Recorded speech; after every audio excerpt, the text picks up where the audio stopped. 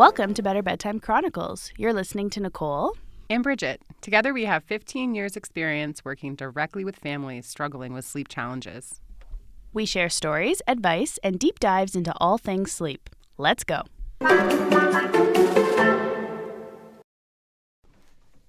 Hello. Hey, how you doing? I'm okay. How are you? I'm frozen. My bones are cold. It's so cold right now. Yeah, I'm ready for warmer weather for sure. Yeah, we're recording in like mid-January right now, and it's been like minus 30 temps. Yeah, the dead of winter. I actually got locked outside today when I was because your door it froze. No, here. Oh. So I came to record and I forgot that we can't get in until 10. So I got here early. I don't know why. I was early. And then I ran back to my car to get into my car, and then my car was locked and I couldn't get it unlocked. I didn't know what the hell was going on. Oh. So I'm like, I couldn't get in the library. I couldn't get in the car. and I was freezing out there. By the minute, and I didn't dress appropriately. No, so. me neither today. And we're like, oh, we're cool. We're Canadians. We should know this. But you get kind of used to it. And when you're thinking you're going just between your car and the library. Exactly. Yeah. Oh, and the funniest thing I'm now remembering is like we had this whole rant like a week ago about how our children aren't dressing appropriately. And then we're just like, yeah. Wonder where they learned that from. I was talking to my oldest about that too, how kids don't wear coats because they think it's going to wreck their outfit or they won't zip their coat up. And how he's like, why do people do that? I was like, I definitely did that. And I think you will probably do at some point. Oh, Jonah's still good. He's still wearing his coat. He is. Yeah, he is. But he has a nice on. hairstyle, so he doesn't want to wear the toque. Maybe No hat. Yeah. But that's okay. Yay! Oh, it's so nice to be here today. This is my favorite part of my work right now. I think is recording this podcast, and we're excited today to share with you what can be a tricky area and seem impossible, which is toddler sleep. We're going to focus on kind of 19 months and up to age 2.5 or so. And I know a lot of sleep consultants when I first started would avoid that group. Yeah, me included. Yeah. In fact, I think when we started working together, I was like, no, I'm not doing toddlers. Sorry. Yeah. I'm just going to do. Because I always had my own toddlers at the time, and I was like, this is too hard. So hard. So impossible. Because baby sleep, I feel, there's just only X variables, right, to kind of look at. And toddlers just bring in other intense layers, and it can be so heavy and so challenging, and it can just feel like a lost cause. And what I hear a lot when folks call is that they feel like they've missed the boat. Yeah, totally. That's a good point. Talk about that. Yeah, so I think they're feeling like, well, I didn't do sleep training in infancy. Now they can crawl out of the crib or say, Mom, get in here, right, or whatever it is. And then they feel like it's too late now. And I think it might be too late for a type of infant sleep training. That strategy, yes, is long gone, but there's many other boats coming our way and other scenarios that we could work through. It's never too late. Like we work with all, yeah, lots of different ages, and no matter what, whether they always slept in a tricky way or something happened and there was a big change and now they're not sleeping well, there's always a new chance kind of on the horizon. So we'll definitely talk that through today and let you know what that could look like, some things that you could do to help if your little one's not sleeping so beautifully, and then what kind of can come next. All right. So why don't we start by talking about what's normal for sleep from 18 months and up? Yeah, I like to start with saying that any person of any age needs X hours of sleep within 24 hours. And for those listening who have older babies or toddlers would know that their naps will change in timing, in length, their bedtime will change. But keeping that in mind kind of as an overview will help us to know that their sleep needs are shifting, and have I shifted the schedule to accommodate that? So that would mean, do we trim nap? Do we push bedtime back later? Those sorts of things to just keep on the radar. Another that I think I want to start out the gate saying is just like our expectations and our boundaries around sleep. We can feel as they're older going to have more of an opinion and a preference of who puts me to bed. And one more book and one more this, it can feel tempting to just allow that because, of course, we want them to read. For sure. When I talk to parents about this, I always call it toddler bedtime battles. That's a huge component of what's happening in toddlerhood. And it's all of that, right? It's like the one more story, the one more book. All of a sudden your baby was falling asleep in 5 minutes and had no big deal. Bedtime was short and sweet. And now a toddler is just like pushing on all the boundaries. In such a smart way. Yeah. And I want mommy or I want whoever to do it, right? And it feels nice to be wanted in that way. Or if you're like me, you might at the end of the day be too tired for that and you're like tapped out, which is kind of the philosophy we stand behind for toddler sleep is that we let them have control like they need, like they want, over things like which book to read. Am I hopping up the stairs or getting carried up the stairs? Am I having this pajama or that pajama? So really pared down easy choices for them so they can really feel in control of what they're doing to have that need met, but you maintain control over where they're sleeping, what time are you beginning bedtime routine, and what person is putting them to bed. Yeah, for sure. Toddlers are all about trying to understand the parameters of their boundaries. How far can they push stuff? What are my parents going to allow and not allow? And then they're also about having control. They want, and you know this because you're listening, you have a toddler, and they'll say to you, I want to put my boots on. I want the red coat. I want the black coat. And oftentimes they're just, trying to understand where their power lies. So yeah, it's an important thing to allow them to have access to that power and also to maintain those boundaries that we've set as parents. Yeah, I love that. And it reminds me, and I might have mentioned this in one of our earlier episodes, but I really especially want to say it during this one, a quote that I heard years ago when I was a mom of toddlers, that toddlers are like night watchmen, always going around checking doors, but never actually wanting any to be open. Yeah. That is so true. It's perfect, actually. Because it can feel like it's nice to give in, and especially I hear from folks who have a new baby on the way, or the baby's arrived, or they've moved, or something's changing, and it can be tempting to lax on our sleep boundaries because they're asking for that. They're testing that boundary, and well, surely they must need this extra thing tonight. But it's a really slippery slope, and I would argue that they feel more safe, more secure with that consistent boundary around bedtime, even if they don't love it at first. Yeah. I think overall that really gives a sense of security. For sure. And we did talk about that in pretty good detail in one of our previous episodes where we talked about like the value of maintaining boundaries in order to create security for our kids.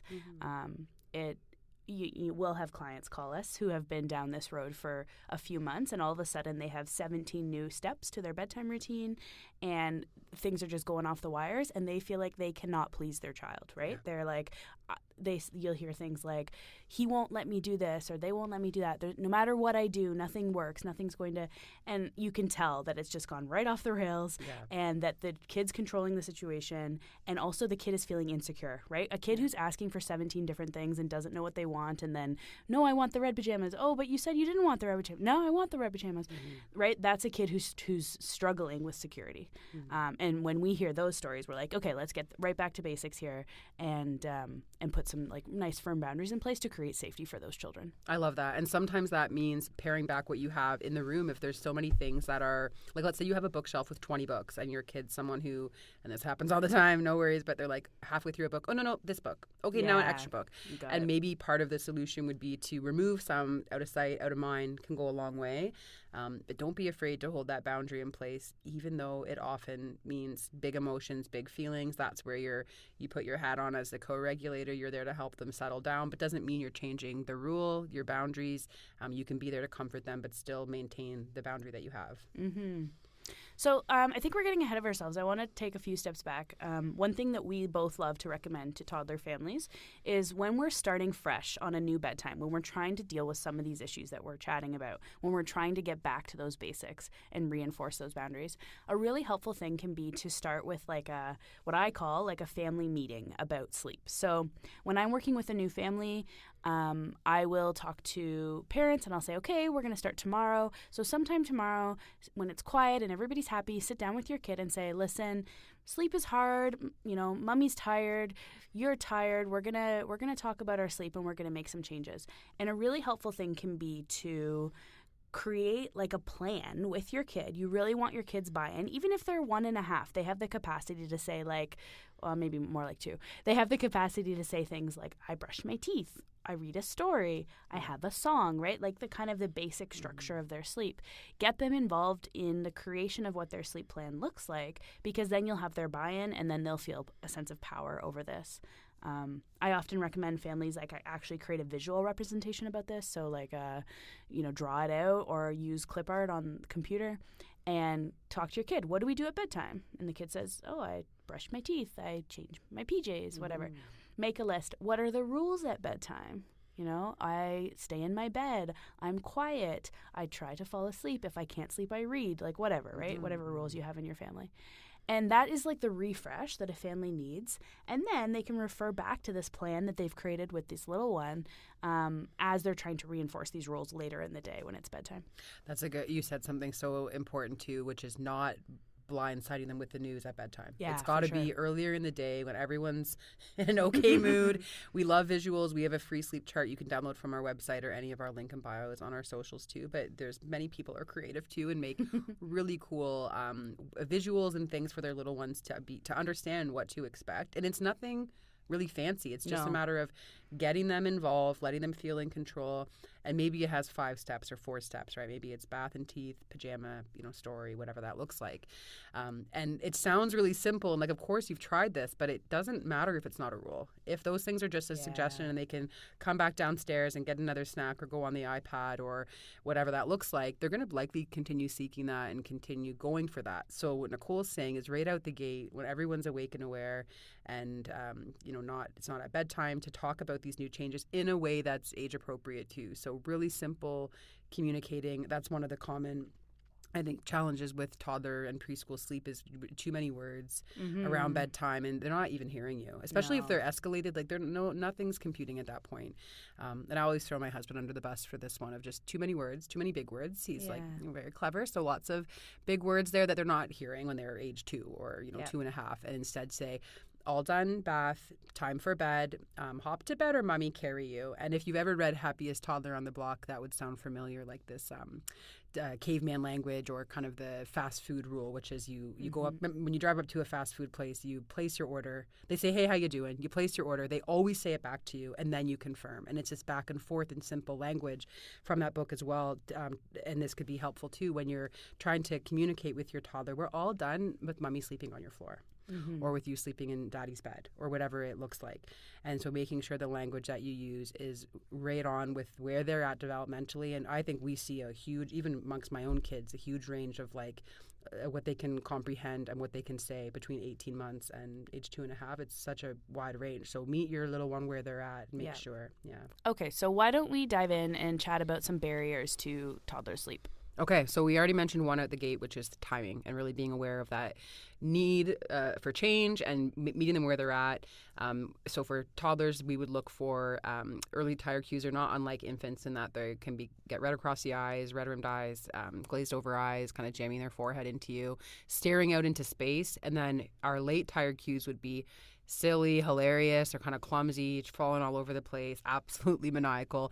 If you're seeing those things, we've likely missed our window. And so toddler bedtime should be somewhere between 6 and 8 p.m., depending on their nap length during the day, what their activity level was like, and just we love going child-led and really making sure we're meeting them where they're at. So if they're clearly wiped and it's 6:15, 6:20, you're going to go ahead and start that bedtime routine as you do, making sure that connection time is there as a family. You're going through this routine for them to get all their needs met and have that time with you, and then down they go into their bed. I think you're touching on something important that I wanted to flag here. So a really common thing that happens in toddlerhood is naps really impact bedtime. So in early toddlerhood, you'll see kids having nice long naps. They'll have like one, 3-hour nap in the day, and then they can stay up a little later, especially as they start to age. Like when you're in between the ages of 2 and 3, I often will have families saying like, my kid's going to bed at 8 o'clock. And I'm like, yeah, well, because they're still napping for 3 hours during the day and their sleep needs have changed. So don't be afraid to kind of like make those adjustments as your toddler's sleep is changing. And then what starts to happen is the toddler will start to skip their naps. And then on skipped nap days, you need to bring that bedtime right back down because they can't handle staying up till 8 o'clock on a skipped nap day. And then eventually you get to this place where you have to cap those naps because otherwise your toddler's going to bed at midnight.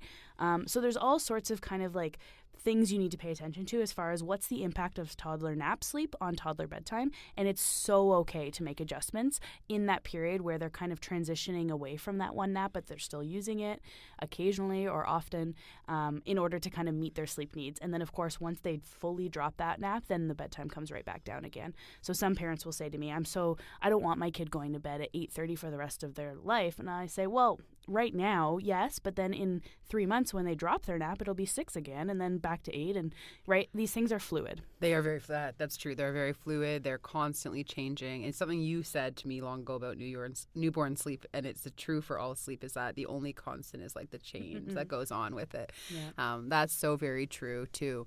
So the timing and that having those sleep pressures in mind, thinking we want someone who's good and tired, who will warrant going down in a reasonable amount of time, 10, 15 minutes, sure, and sleep soundly too. And if we're off with our sleep pressure, so we're not tired enough, it's exactly what you said, Nicole. Was there too much daytime sleep, or do we have bedtime too early for that? So the timing, a big piece that we want to look at.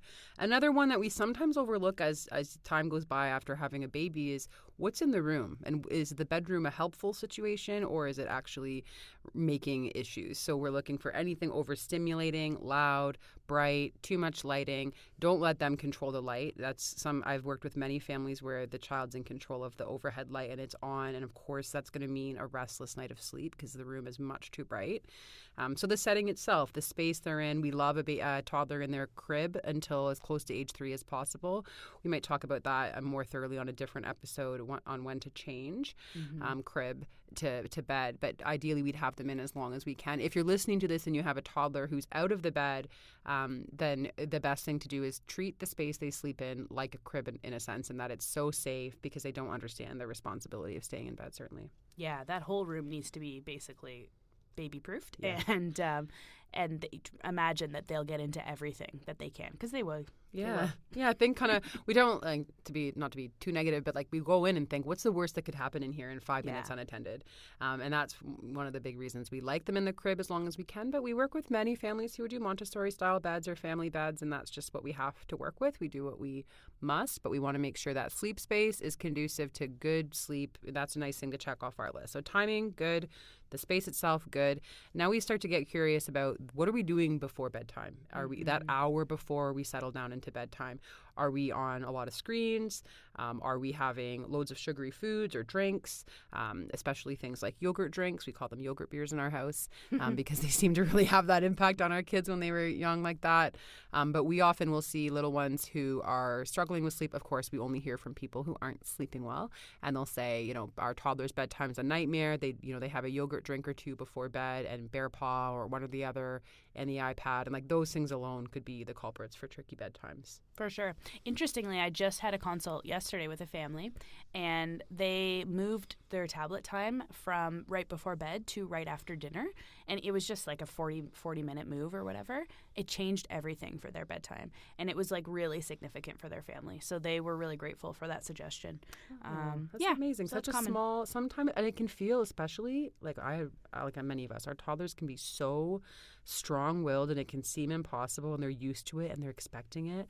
And then that's scary to change. But sometimes a small change is really all you need. Okay, so let's say we've done all this. You've got everything in place. You've had your family meeting. You've got a safe sleep environment. You've got boundaries. You know what the plan is. Tablet time has been moved away from bedtime. What do we do if all of that stuff is happening and the kid is just freaking out, still not really willing to follow rules, just losing it? That's the nature of our business. So I would say expect that for sure. As 100%. You go into it, deep breath and say, this is going to be a show, especially if you're bringing in any changes or something they're not used to. And even the most well-meaning child who's like, yeah, okay, put my my chart on the wall, I got colored my bedtime sheet, picture, whatever it is.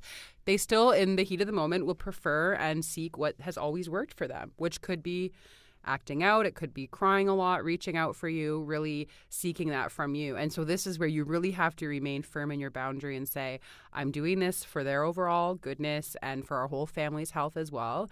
And in that moment, your job is not to change your rule for them, but it's to support them with their big feelings.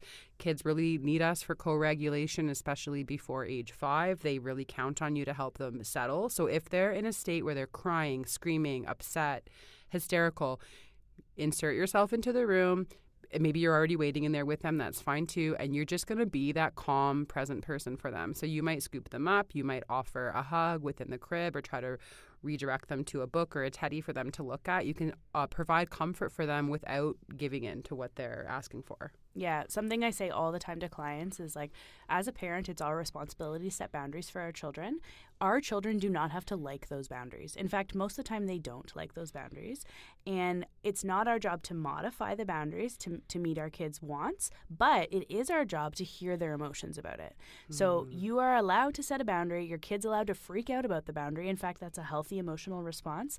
And step 3 then is to hear their emotional needs, meet their emotional needs without removing the boundary while maintaining that boundary in place. Oh, I love that. It's like, Daddy's here. I'm here with you. You can still be calm, be present, and that can take a while. And I think that's what's daunting, especially people who are reaching out to us. They're done. They've spent sometimes years not sleeping well. They've tried everything, and we're having a big ask because we're saying, not only are we bringing in these new rules and they're still going to maybe take a while to fall asleep or have these wakings, but we're changing how you respond, which in the moment is sometimes longer, more intense, because previously they might have pulled the child into their bed and yes, the mom had a tough night that night, but the little one settled and, one's hearing the crying and the upset.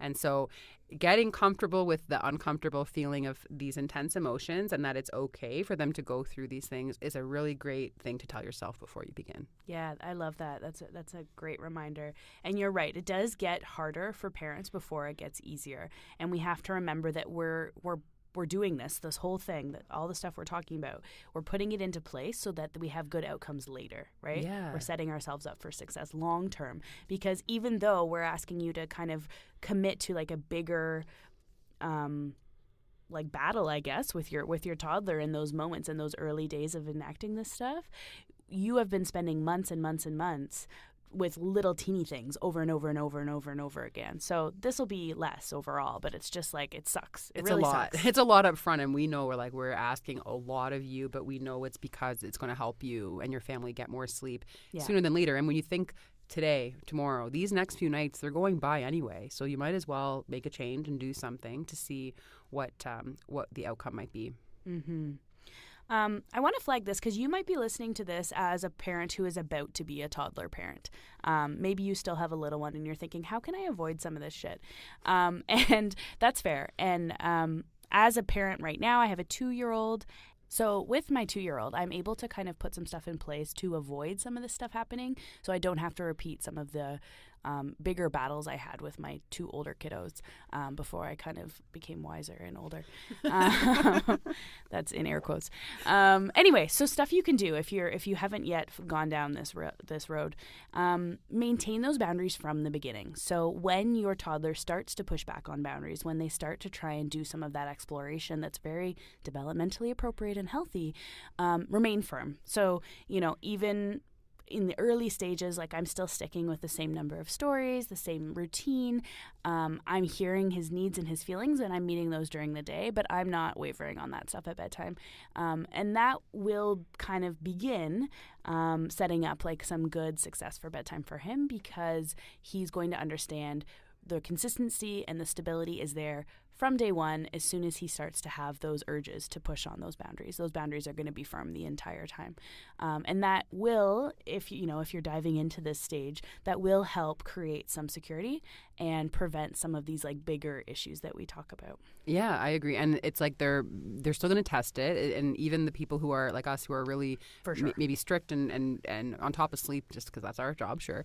Our kids are still going to test the boundaries or push or have these nights that are tricky, ongoing, and they'll come in different forms we never imagined. But to be really firm on the boundary, it does help them feel as safe and secure as possible. That's really good advice.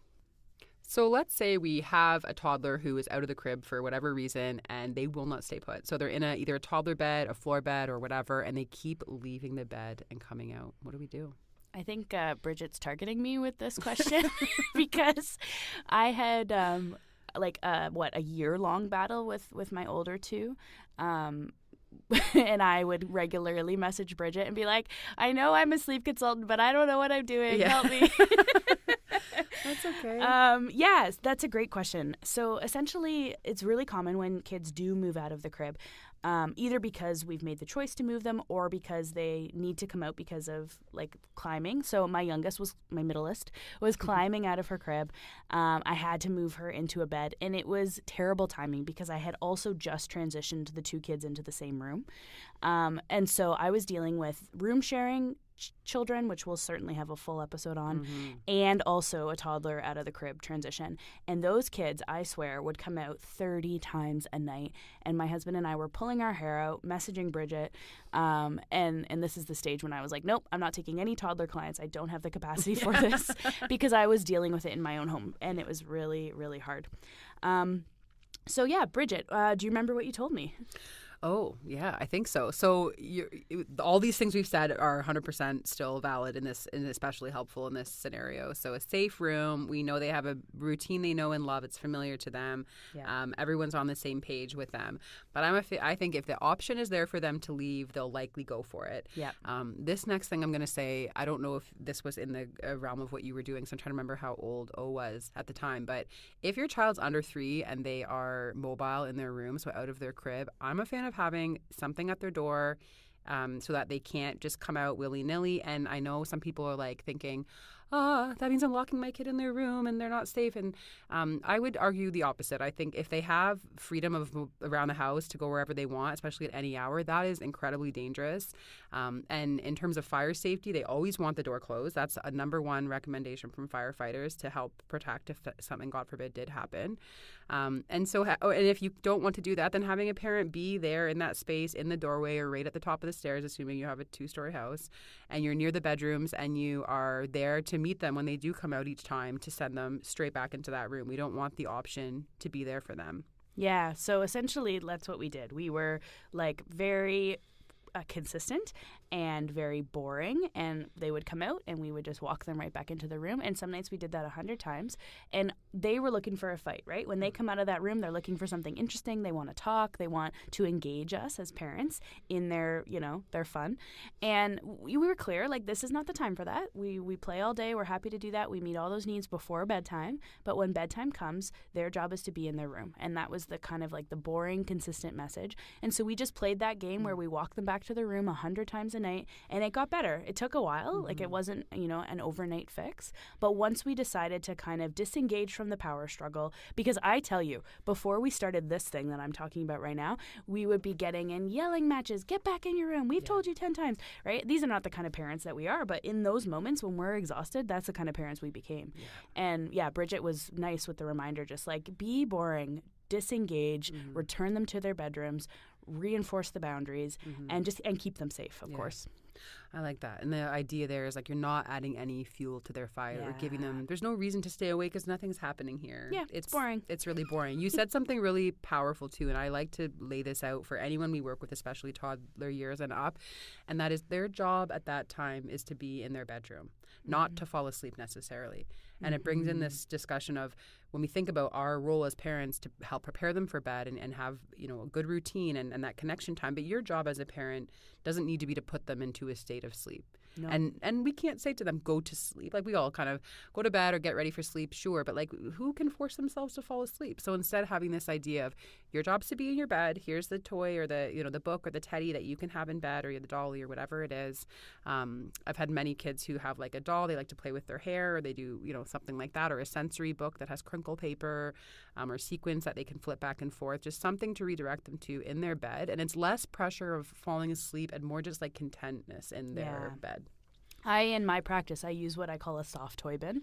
So I'll tell families, with your toddler, create a soft toy bin. Grab like a bin from the dollar store, something soft. Put a couple things in there that are quiet, low stimulating, like emotionally supportive, and let the toddler pick, right? Like, what book do you want to put in your soft toy bin? What stuffy do you want in your soft toy bin? Whatever.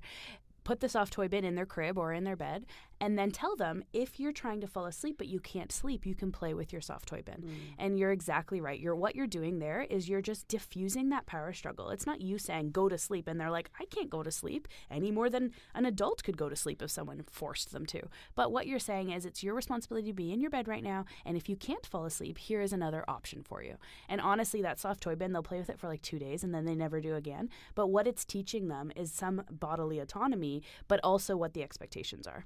Yeah, I like that. And if you're picturing your kid is going to throw that bin across the room or dump it out at Probably. first, that's very true. And so they might not love it, or they might in fact really not like it at first, but to have a couple age-appropriate, calm items right by the bed so they have something for their own self to play with or to look at. And then in terms of if you are in there and trying to help them get back settled, you might say things like feel your hair on your pillow or toes under your blankie, and trying to just get them comfortable in their space without you having to physically do it for them. You're reminding me of another thing that I always suggest to toddler families. So again, this is back to that power and control thing. So often we get in these power struggles where we're like, it's bedtime, you're supposed to be in bed, go back to bed. Or they wake up at 3 a.m, it's not time to wake up yet. Or they wake up at 5 a.m. and it's too early and the bed, the house is still sleeping, go back to bed.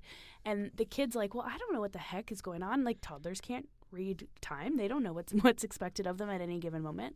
So I love a toddler clock. Mm-hmm. I really want the kids to have some autonomy, some power over what's happening. And when they have a device in their room that they can read to understand what's expected of them, that gives them power, right? Mm-hmm. Now all of a sudden it's not you telling them that they have to be in bed by your arbitrary rule. It's this clock, which is a very, reasonable thing that they can't power struggle with. Mm-hmm. And all of a sudden they know if the clock is the star is up, or if the light is red or light is dark or whatever it is with your clock, they know it's time to be in bed. And then when the sun rises or the light turns red or the light turns orange, then it's time to get out. That gives them so much autonomy. How exciting for them, because they can feel really in control of that. And if you have an older toddler preschooler who could recognize numbers, this is what we did with one of our sons, is we duct taped over the minute number on a digital clock, and he just would look for number 7. Mm-hmm. But because our boys were always early risers, it was 7, but it actually was, I think, 6:30 or 6:20 in real time, whatever it was,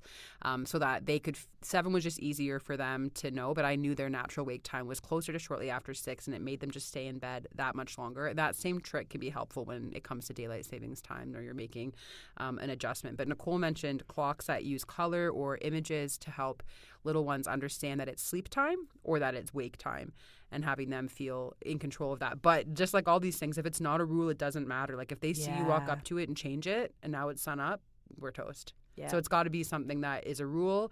And so you want to meet them where they're at. If you know your kid is up every day right now at 5:20 every day, you can't set that clock for 7 a.m. and expect it to work. No. In fact, what I would do at first is let the sun come up or the color change at 5:20 and then 5:25 and then, moving on in 10, 20 minute increments so they can get used to that feeling of I did it. How great. And then you shift it a little bit later. There are some great products on the market. So when I started this toddler clock thing, I was always using the Grow clock, which I liked and I still like. But you can't control it from your phone. You have to set it the night before and anticipate what time they're going to wake and then set it appropriately. Mm-hmm. Now there's a few newer clocks available where you can actually control the light coming up or whatever it looks like from your phone. One example is a Hatch. That's what we use with my littlest right now. So right before I'm about to go in the room, I rise his son on his Hatch.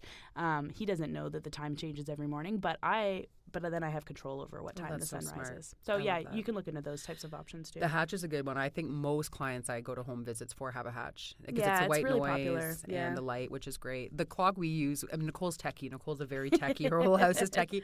But for us, we had a simple one that was pretty cost effective, which was the OK to Wake. Nice. That one's a nice one too. It's simple and it just changes, like the screen kind of lights up and it changes a color. But if your kid can recognize number, the good old $15 yard sale or Walmart alarm Value clock. Village. That's right.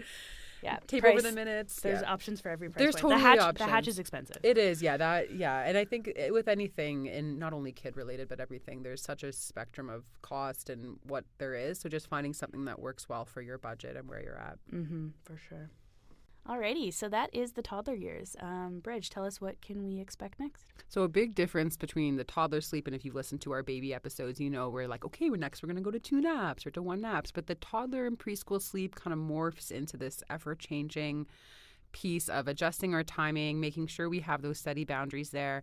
But you'll notice as they grow too that more things will come up at bedtime, important things to talk about, but still keeping that boundary there and having that same routine as always. And what you've done by doing this is created a safe space and time for connection with your little one. I think that is just so powerful. And now my kids are all school age. My oldest is 12, and bedtime is a time when a lot of important things are talked about because we've built in the structure of having routine time as a family.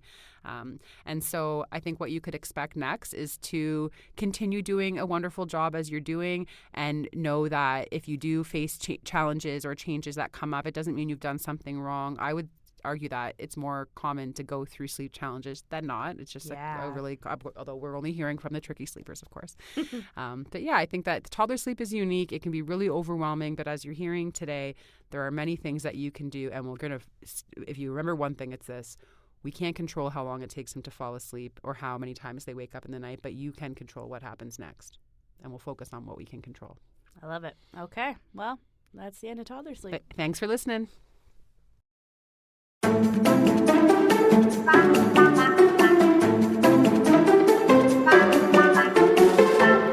Thanks for listening. Just remember, the shit is hard, but you are killing it. To stay in touch, you can find us at betterbedtime.ca.